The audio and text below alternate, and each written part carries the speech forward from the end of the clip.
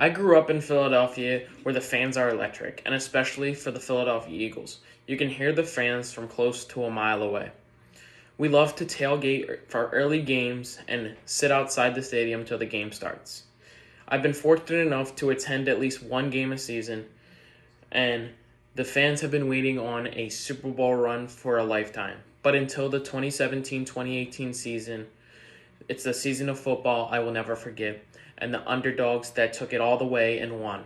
Hi, my name is Aiden Crane, and today I'll be informing you about the Philadelphia Eagles 2017-2018 season and their run to the Super Bowl and with the obstacles they faced. Our star quarterback that was an MVP was 10-1, and Carson Wentz went down and got injured against the Los Angeles Rams on a diving play into the end zone. But then our backup quarterback was planning to retire but decided to play one more year. He got his chance in Week 13 to start for the Philadelphia Eagles, and with no hesitation, Nick Foles stepped up and carried the Philadelphia Eagles to the playoffs and ultimately to the Super Bowl. I love the Philadelphia Eagles because they never give up in games, and when someone gets injured, it's always the next man up. And just like when Carson Wentz went down, Nick Foles stepped right up to the plate. I'm going to be telling you about the Philadelphia Eagles, who they played, and the injuries they faced and the controversies in the locker room. They played a difficult season against star teams like the Kansas City Chiefs, the LA Chargers, the San Francisco 49ers, the Seattle Seahawks, and among a lot others. The analysts gave the Eagles a sorry 8-8 season, but they proved everyone wrong by going 13-3. According to Brendan McCullum in his blog, How the 2017 Philadelphia Eagles Story, the narrative of the Eagles' 2017 season was supposed to be a general improvement to the second-year quarterback Carson Wentz after a mortgage to their future to move up in the draft to select North Dakota State prospect that was the team needed to fulfill his promise. He was a second-year player playing like he was in the league for several years, almost like a taller Russell Wilson in his play style.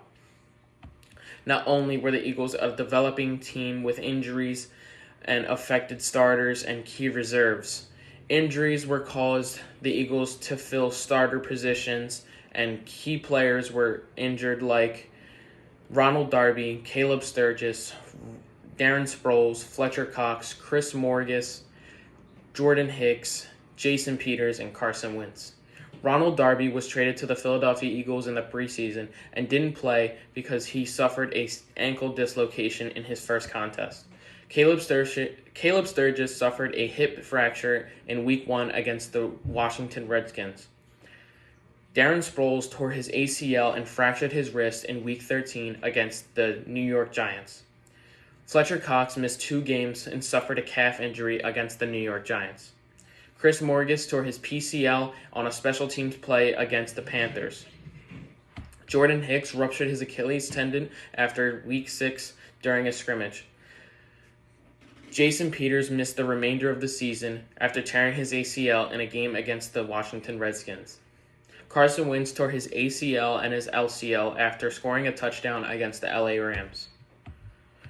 According to Alan Kutz's 2017 article, Penville, through the luscious start and the disheartening injuries, Wentz kept the Eagles standing in a big plays and sturdy demeanor. The Eagles worked through difficult injuries as the team worked through many challenges and kept on winning. The injuries were a big part of the Philadelphia Eagles season. Everyone was unsure how the rest of the season was going to go with Carson Wentz being out and Nick Foles having to carry the Philadelphia Eagles offense. Before Carson got injured, he was throwing touchdowns left and right like it was no problem. Alshon was especially a big part of the controversy. He was unsure if he was going to get a lot of touches because he knows whenever Carson was in, he always got the ball.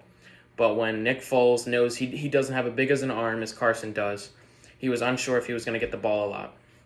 When Carson is a mobile quarterback and Nick Foles is in the pocket quarterback. According to a 2018 article from Bleacher Report, Tyler Dunne, starting at countless others and injuries from the locker room, saw pro careers shoveled into a blink, but somehow the Eagles kept on winning and winning. but in the glory of this city striving for a winner. To finish up, the young quarterback in his second year and a second-year head coach and an injury-ridden team with the odds stacked against them, no matter what they did to prove themselves the whole season. This is my favorite story to tell because I know when I'm older, I'm going to be telling my kids about how I saw the Philadelphia Eagles win their first Super Bowl, Super Bowl 52, when the Eagles won 41 to the Patriots 33.